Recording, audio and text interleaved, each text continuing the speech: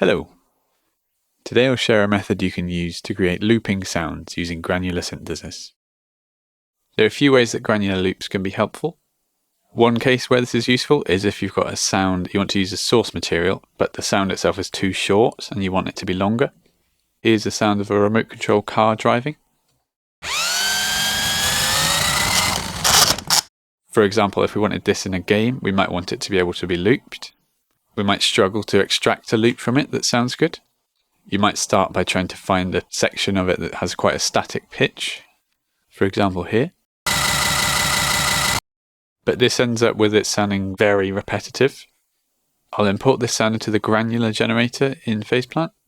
I want it to sound at its original pitch, so I'll set harmonic to 0 and shift to around about 261.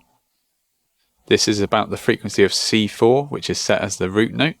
That means that the sound will play at its original pitch.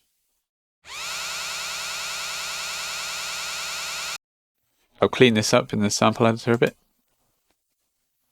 I'll just remove this end bit, which is just a crashing sound. Probably don't need the start bit.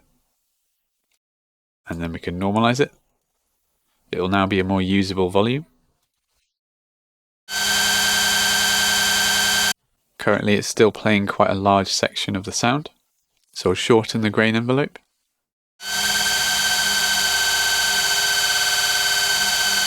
It can become quite stuttery when you do this. A big part of this is because the position isn't randomized at all yet, so we can increase that to help with that.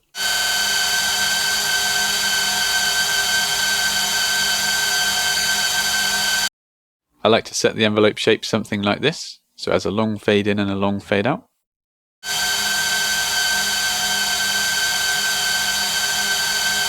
It's worth considering how many grains we have. In general, the more grains you have, the more it will sound like there are multiple sounds playing at once. In this case, it would sound a bit like there are multiple cars. And the more you lower it, the more stuttery it can sound.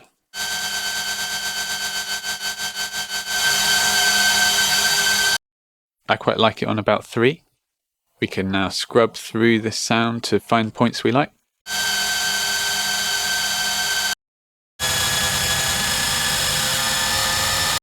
I quite like this section here.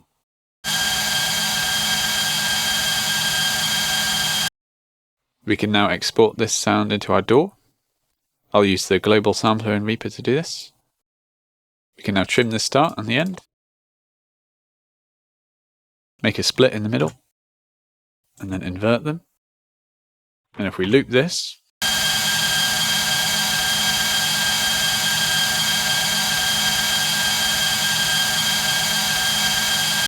it sounds fairly seamless now. Now if we were to have this in a game, we could adjust the pitch to make it sound like it's different speeds. That's just one example of how you can use it. I've also used it for mechanical doors, where you need to sync a sound to an animation, but you don't have a looping source sound.